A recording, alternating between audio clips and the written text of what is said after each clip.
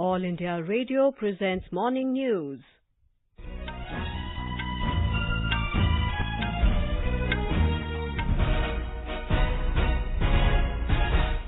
Good morning, I'm Valsa Williams. The headlines.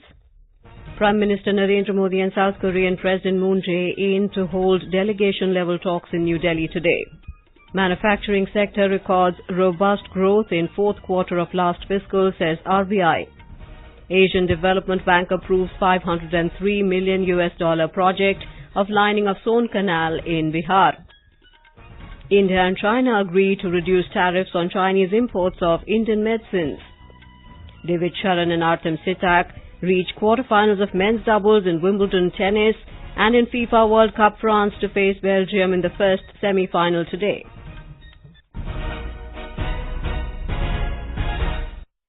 Prime Minister Narendra Modi will hold delegation-level talks with South Korean President Moon Jae-in in New Delhi today. A number of agreements are expected to be signed after the talks. Both the leaders will also address a CEO's roundtable. Mr. Moon, accompanied by wife Kim Jong-suk, arrived in New Delhi on Sunday on a 4-day visit to India. Mr. Moon will be given a ceremonial reception at the forecourts of Rashtrapati Bhavan. More from our correspondent. The two leaders will hold discussions on a wide range of bilateral, regional and global issues of shared interest with the view of further strengthen the special strategic partnership between the two countries. The visit is likely to open new avenues for expanding the bilateral partnership, particularly in economic domain. Prime Minister Narendra Modi had visited South Korea in 2015, during which the bilateral partnership was elevated to a special strategic partnership. Since then, the relationship has expanded in several areas. With Dipendra Kumar report, Sanjeev Jasotia, AIR News, Delhi. Yesterday, Prime Minister Modi and Korean President Moon jointly inaugurated the world's largest mobile phone manufacturing plant set up by Samsung in Noida. Addressing the gathering, Mr. Modi said, over the last 4 years, the number of mobile factories have jumped from 2 to 120, which has led to employment opportunities for nearly 4 lakh youth. Bharat की बढ़ती हुई अर्थव्यवस्था और बढ़ता हुआ new middle class निवेश की असीम संभावनाओं से भरा हुआ है। मुझे प्रसन्नता है कि इस इनिशिएटिव को दुनिया भर से सहयोग मिल रहा है। मोबाइल फोन मैन्युफैक्चरिंग की अगर बात करें तो आज भारत दुनिया में दूसरे नंबर पर पहुंच गया। बीते 4 वर्षों में फोन बनाने वाली फैक्ट्रियों की संख्या 2 से बढ़कर के 120 हो गई है। इससे 4 लाख से अधिक नौजवानों को सीधा रोजगार मिला। India and South Korea have signed 5 MOUs in the field of science and technology in New Delhi yesterday. Science and Technology Minister Dr. Harshvardhan and his South Korean counterpart Yoo Young-min signed 3 MOUs, which are Program of Cooperation 2018-21, Establishment of Future Strategy Group, and Cooperation in Biotechnology and Bioeconomy. 2 other MOUs were signed between Council of Scientific and Industrial Research and South Korean National Research Council for Science and Technology and IIT Mumbai and Korea Institute of Science and Technology to further accelerate future-oriented cooperation. The Reserve Bank has revealed that India's manufacturing sector recorded robust growth in sales and improvement in operating profit growth in the fourth quarter of the last fiscal. A performance report of the private corporate business sector by the RBI informs that the companies posted sales of 9.25 lakh crore rupees in the last quarter of 2017-18 as compared to 8.41 lakh crore rupees in the last quarter of 2016-17. The report says that the operating profit growth of the manufacturing sector improved despite increase in input costs due to higher growth in value of production. The Supreme Court will begin hearing pleas today challenging Section 377 of the Indian Penal Code, which criminalizes homosexuality. A 5-judge bench headed by Chief Justice Deepak Mishra will hear a bunch of petitions by 35 individuals challenging Section 377. The Apex Court yesterday refused to delay the hearing after the centre requested for more time to file its response to the petitions. The court said the matter has been pending for a while and the centre should have filed its response by now. Earlier in 2009, the Delhi High Court had decriminalized Section 377, but the order was later set aside by a Supreme Court bench. In Jammu and Kashmir, security forces arrested a Jaish-e-Mohammed JEM terrorist from Kupwara district yesterday evening. He has been identified as Samir Ahmed Sofi of Kakapura in Pulwama district. He was missing since the 28th of last month. A pistol and some ammunition was recovered from his possession. He has been handed over to Sogam police station for further investigation. Meanwhile, an encounter broke out early this morning between security forces and terrorists in Kundalan area of Shopian. 2 to 3 terrorists are believed to be trapped in a house. Details are awaited. The 10th batch of 5,144 Amarnath pilgrims left Bhagwati Nagar Yatri Niwas base camp in Jammu early this morning for Kashmir Valley en route the cave shrine amidst tight security. They include 3,921 men, 1,020 women, 184 sadhus and 19 sadhvis. The Health Ministry has dismissed news reports that Maharashtra and Rajasthan are reluctant to join Ayushman Bharat and said the reports are factually incorrect. In a statement, the ministry said both states fully support Ayushman Bharat. It said both states have strong health insurance schemes which are currently operational and they already cover more people than proposed to be covered under Ayushman Bharat. This is All India Radio giving you the news. For quick news updates round the clock, follow us on our Twitter handle at AIR News Alerts. The Asian Development Bank ADB has approved a $503 million lining project of the Son Canal in Shahabad, Bhojpur region of Bihar, which would benefit the agriculture sector immensely in the region. Power and New and Renewable Energy Minister R.K. Singh held a meeting yesterday with the officials from the ADB and the Finance Ministry to review the progress of the lining project of the Son Canal. Mr. Singh asked the ADB and the Finance Ministry officials to fix a time frame for the completion of the project. The ministry statement said the estimated cost of the project is $503 million, out of which $352 million is being provided by ADB.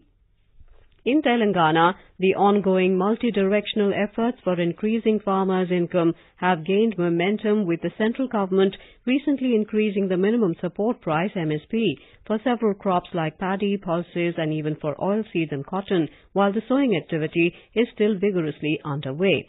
Here is a ground report from our correspondent. The Prime Minister Krishi Kalyan Abhiyan is vigorously underway in the aspirational district. Srinivas, a farmer from Khammam district, is saying that the farm tools provided to groups of about 25 farmers are helping them to reduce input costs. Machines given by the government to farmer groups of about 25 are helping us to reduce costs. If government can give tractors to more farmers, that will help us further. Agricultural officers are informing us how to get more benefit by using these farm tools. Another farmer, Senkaraya from Chintakunda village of Karimnagar district, says machines distributed under farm mechanization program are helping them and also other farmers in the village to reduce input costs, thus helping them to gain more. Providing tractors on subsidy is encouraging farmers financially. Our financial conditions are improving. We got tractors on subsidy. It helps us and also our fellow farmers in the village as we provide them for lesser rent after we finish our work. The measures taken by government from multiple directions such as crop investment and free power are helping farmers to reduce their input costs and increase productivity. With Fani Kumar and Sampath, Lakshmi, AIR News, Hyderabad. India and China have reached an agreement on reduction of tariffs on Chinese imports of Indian medicines, particularly cancer drugs. Chinese Foreign Ministry spokesperson Hua Chunying told a media briefing in Beijing that both the countries have reached an agreement on the reduction of tariffs on anti-cancer medicines. He said the agreement will also usher in great opportunities for India and other countries in the region. Both India and China slashed import tariffs on a range of products starting July the 1st, following the fourth round of negotiations under the Asia-Pacific Trade Agreement, which also includes Bangladesh, Laos, South Korea and Sri Lanka. India and the US will hold consultations next week in Geneva to deliberate upon the case filed by New Delhi in the World Trade Organization's dispute settlement mechanism over the imposition of high import duties on steel and aluminium by Washington. Official sources said in New Delhi that a team of senior officials from the Commerce Ministry will lead the team to Geneva on July 19th and 20th. India's Divid Sharan and his Kiwi teammate Artem Sitak have reached the quarter-finals of men's doubles at the Wimbledon Tennis Championships in London last night. They defeated the Israeli-Polish combination of Jonathan Erlich and Marcin Matkowski, which lasted 3 hours and 50 minutes. The semi-final stage of the FIFA World Cup will begin today. In the much-anticipated first semi-final, France will lock horns with Belgium at St. Petersburg at 11:30 p.m. In the second semi-final, England will face Croatia tomorrow at the Luzhniki Stadium in Moscow. Here's our correspondent with a preview of today's match.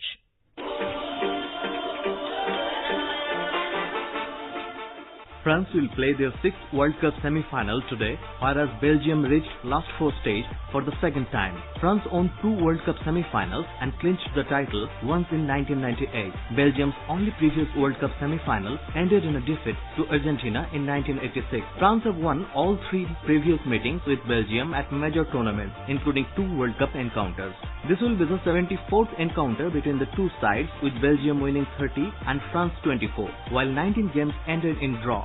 Both teams have put in some stellar performances to reach this stage of the competition. France defeated Uruguay in quarter-finals and Lionel Messi's Argentina in the round of 16, while Belgium eliminated World Cup favourite Brazil in the quarter-finals. French coach Didier Deschamps will depend on teenage sensation Kylian Mbappe, Antoine Griezmann and Paul Pogba, while Belgium coach Roberto Martinez has to trust on his lethal forward line, consist of Eden Hazard, Romelu Lukaku and Kevin De Bruyne. The clash between two European neighbours promises to be a nail-biter, as tournament favourite France facing the motivated Red Devils, who scored highest number of goals so far in the mega event. Somnath Das, Sports Desk.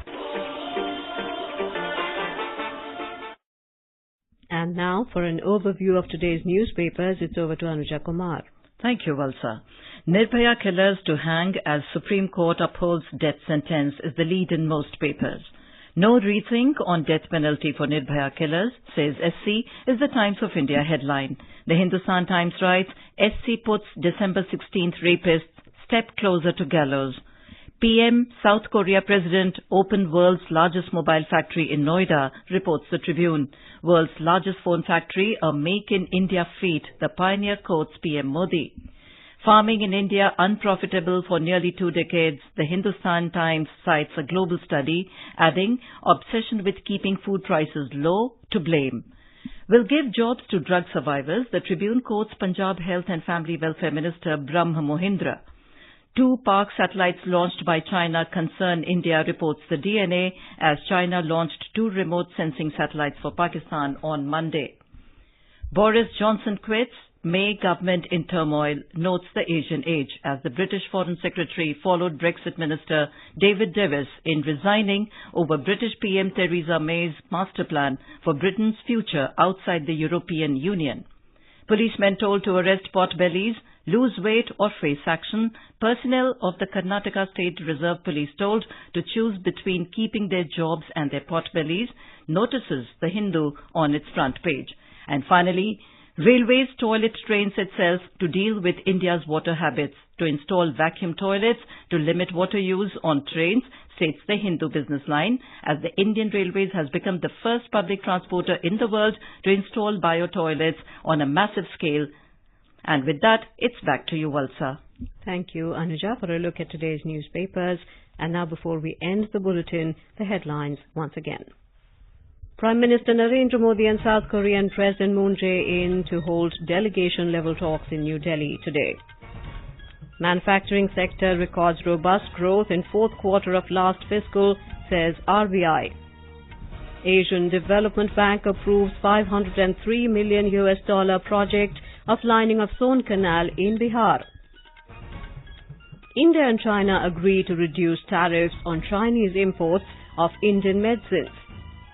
Divid Sharan and Artem Sitak reach quarterfinals of men's doubles in Wimbledon tennis. And in FIFA World Cup, France to face Belgium in the first semi-final today. For details of these stories and more, log on to our website www.newsonair.nic.in. And with that, we end the morning news. Have a nice day.